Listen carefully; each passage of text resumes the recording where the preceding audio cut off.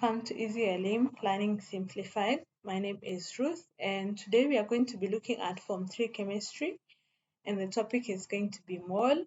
So we are going to be looking at standard solutions. So in our previous lesson, we looked at direct titration. So today we are going to look at standard solution, which is a little bit related to direct titration, but in this case, we are going to concentrate on how we make those standard solutions. So we'll discuss what standardization is, and then we'll do a few questions.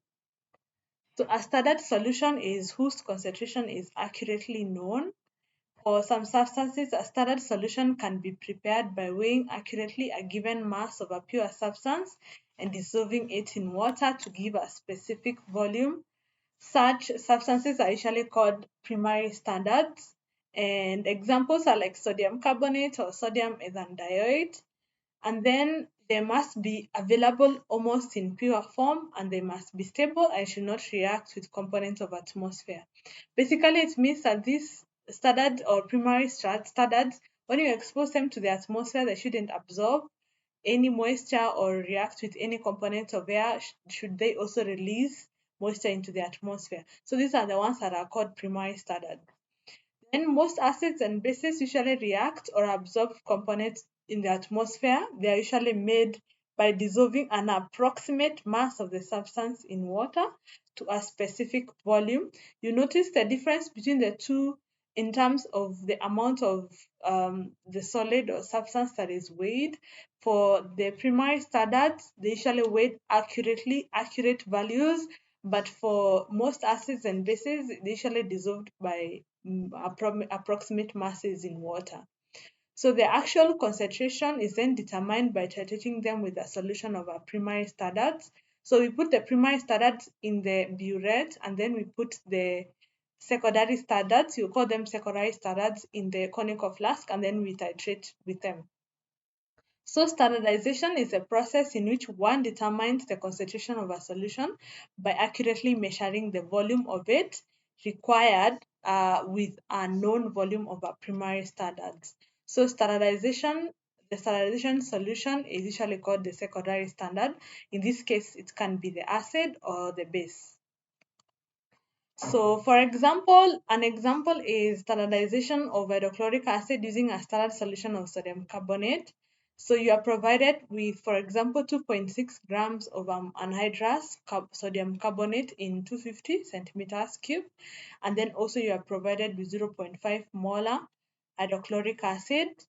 So the 0.5 m hydrochloric acid was filled in the burette, and 25 centimeters cubed of solution of sodium carbonate was pipetted and placed in a conical flask. Then 2 drops of phenolphthalein was added to this solution of sodium carbonate, then titrated with hydrochloric acid.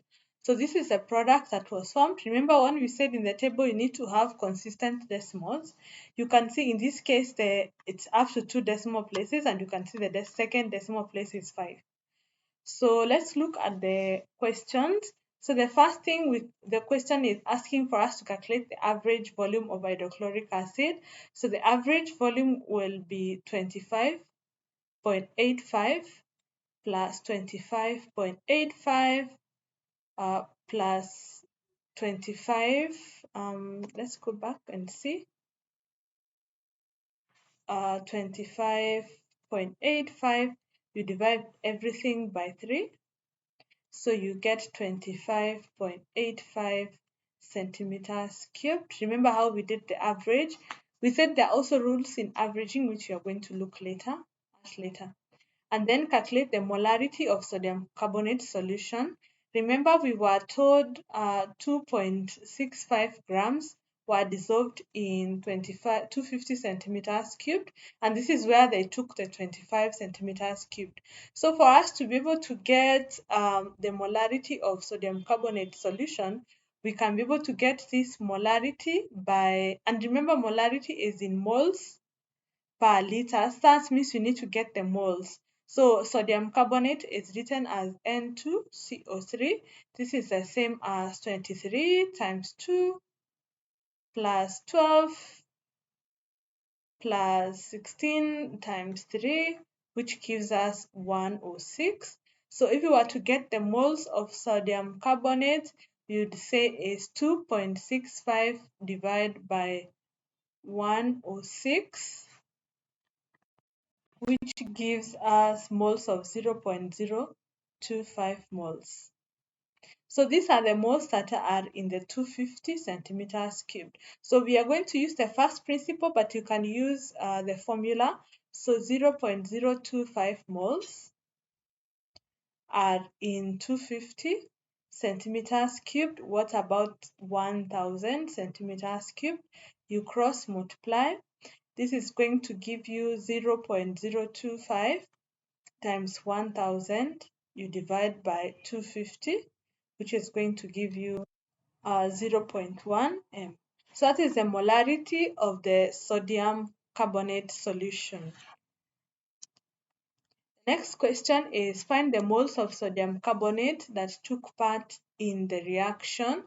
So we know that now we have been able to calculate the molarity of sodium carbonate, which is 0.1 m. If we go back to the question on the titration, we were told 25 centimeters cubed of sodium carbonate was pipetted. So we can be able to calculate the number of moles in the 25 centimeters cubed. So we will say if 0.1 moles of sodium carbonate are in 1000 centimeters cubed, what about in the 25 that now took part in the reaction? You crisscross, which will give us 0.1 times 25 over 1000, which will give us 0.0025 moles. And then the next question is calculate the number of hydrochloric acid, the number of moles, it's supposed to be moles, of hydrochloric acid used. So for us to get the number of moles of hydrochloric acid that was used, we need to get the equation which helps us to use the mole ratio, this stoichiometry. So sodium carbonate reacted with hydrochloric acid to form sodium chloride plus carbon 4 oxide plus water. So you notice we have two sodiums this side, so we have to put a 2 here, which causes us to put a 2 here, so that we have two hydrogens both sides, two chloride ions both sides, two sodiums both sides, one carbon both sides, and we have three oxygens both sides. So the mole ratio of the sodium carbonate to hydrochloric acid is 1:2. So we already have the moles of sodium carbonate, which is 0.0025. So the moles of the HCl will be 0.0025 times 2. Because if 1 represents 0.025, what about 2? Which gives us 0.005 moles. These are the moles of hydrochloric acid that took part in the reaction. So the next you have been told to calculate the molarity of the acid. So remember we've already calculated the moles of the acid that take part in the reaction, which was 0.005 moles. And these moles were in the 25.85 centimeters cubed, the average volume. So what about in 1000 centimeters cubed? So we crisscross will give us 0.005 times 1000. Remember, you can use the method formula. Feel free to use that as well. You crisscross all over. I think I need an error. So this gives us 0.005 times 1000 divided by 25.85 gives us 0.1934 m. So that is going to be the molarity of the acid. So I hope you have been able to see how we have done those steps. They are more or less like direct titration. The only difference is that now we are using the sodium carbonate to standardize the hydrochloric acid. We do not have the molarity of the acid, so we are using the carbonate to give us the molarity. So we have one more question. You are provided with 0.125 HCl, labeled solution M, anhydrous sodium carbonate, labeled solution P, methyl indicator. You are required to prepare a solution of sodium carbonate and standardize it with hydrochloric acid solution. So we transferred solid P in 250 volumetric flask. We added 100 centimeters cubed of distilled water and we dissolved. We shook until it dissolved, and then we added more distilled water up to the 250 mark. Then we labeled this as solution T, and then using a measuring cylinder, measure 50 centimeters cubed of solution T and put it in the 250 beaker and dilute it by adding 50 centimeters cubed of distilled water. Shake well to form uniform solution and label this solution R. So pipette 25 centimeters cubed of solution R in a conical flask. Add 2 drops of methyl orange indicator. Fill the burette with solution M and carry out the titration. So we are going to use an average volume of 12 in this case. Remember, this is a dry practical, so we're just going to get values.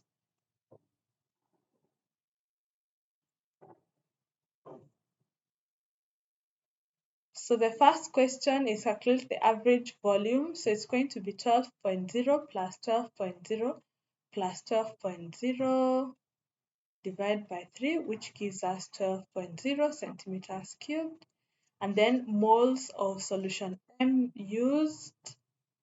So moles of solution M used. So we have been given the molarity of solution M, which is 0.1 m. So 0.125 m. This tells us is 0.125 moles in 1000 centimeters cubed. What about now in the 12 centimeters cubed that was used up? So when you crisscross, you get 0.125 times 12. You divide it by 1000, which gives us 0.0015 moles. The next question is write a balanced equation for the reaction of solution R and M. So we have been told to write an equation of sodium carbonate plus hydrochloric acid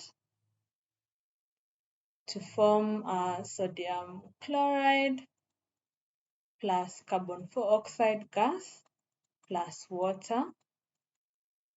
So we'll balance by putting a 2 here and a 2 here. That balances the equation. So the mole ratio is 1:2, is to 2, is to 1, is to 1. So after that, we calculate the moles of sodium carbonate in the 25 centimeters cubed of solution R.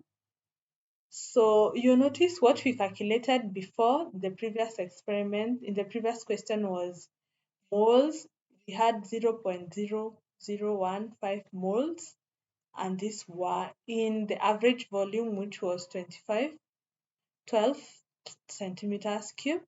So when we go back to the question, it is important for us to notice we have been asked to calculate the moles in the 25 centimeters cubed of solution R. So we'll say if 0.015 moles are in 12 centimeters cubed of the one that was used, what about in 25 centimeters cubed, which will give us 0.0015 times 25 divided by 12, which will give us 0.003125 moles. And then calculate the number of moles of the sodium carbonate in the 100 centimeters cubed of solution. So we already have now the moles of in the 25 centimeters cubed. So we took this 25 centimeters cubed from solution T. Solution T is 100 centimeters cubed because you can see we measured 50 centimeters cubed of solution T and we put it in the 250 m beaker and added it. So whatever moles we moved from this dilution where we have the 100 centimeters cubed is the one that we moved. We removed 25. So we've already gotten the volume of 25. So we ask ourselves if those moles are in 25, what about the ones that are in 100 centimeters cubed? So if 0.003125 moles are in 25 centimeters cubed, like we are going back, what about 100 centimeters cubed? So 0.00315 times 1000, this is 1000, divided by 25 will give us 0.125 moles. So that's the one that was in solution R. And then now we keep on going back. The number of moles of sodium carbonate in the 50 centimeters cubed of solution. So now these the moles that we have just calculated are the ones that are for solution R. So before we did this, remember we added we transferred solid P in 250, added 100 centimeters cubed, and shook well until it dissolved, and we added up to 250. So there's that solution on 250. So this is how it looks like. Let me just draw that because it's a very common misconception when it comes to dilution. There's a tendency to confuse, but the question is very clear. So we have the 250 centimeters cubed. So the number of moles in the 250 centimeters cubed, this is what we label as solution T. And then we took 50 of this solution T and we put it in a beaker. And we diluted it by adding 50 centimeters cubed of water. So this is what we just calculated in the 100 centimeters cubed of water. So we are going back to the original 250 centimeters cubed of solution. And then now we go to 100. So remember, when we were starting, we took solid P, we put it in the 100 centimeters cubed of water, and then we shook it up to 250. So whatever moles that are in 250 are the ones that are in the 100 that we started with. The only difference is that we added some water. So we already have these moles that are in the 100 centimeters cubed of solution R. So we are going back now to where solution T was made. So we are just going to follow the steps. So if 0.125 moles are in 100 centimeters cubed, what about the ones that are in 250 centimeters cubed? Remember, we are not using 50 in the calculation, and you've seen why we are not using 50, because we said we took 100 first, we placed it in the volumetric flask. We placed 100 centimeters cubed and we shook with the solid, and then we topped up the solution to 250 centimeters cubed. So the number of moles in the 250 centimeters cubed are equal in the 100.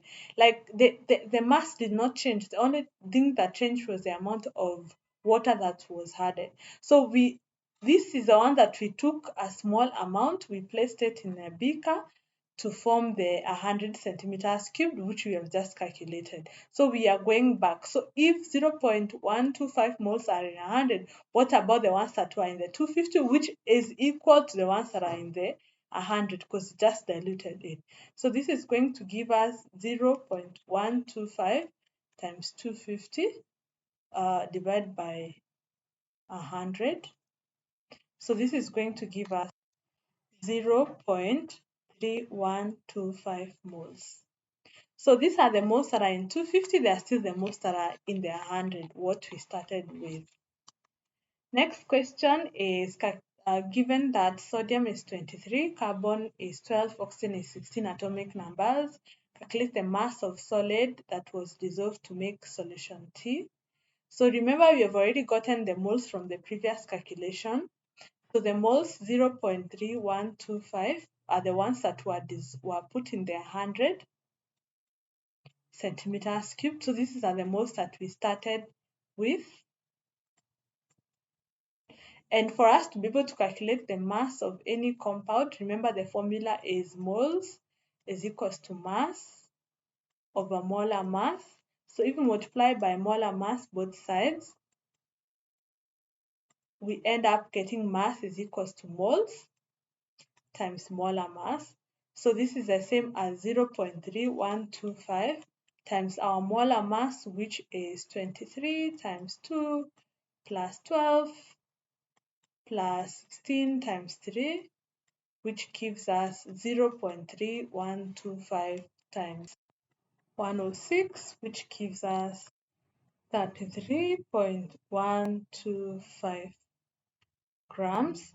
So we've already gotten the mass of that was used to dissolve.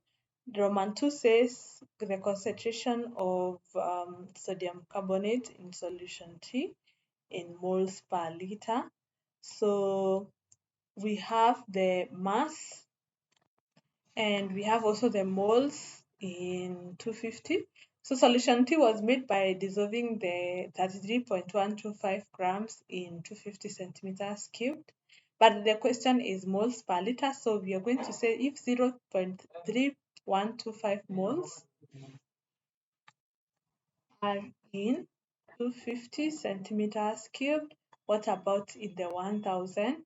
So it's 0.3125 times 1000 divided by 250, which gives us 1.25 m.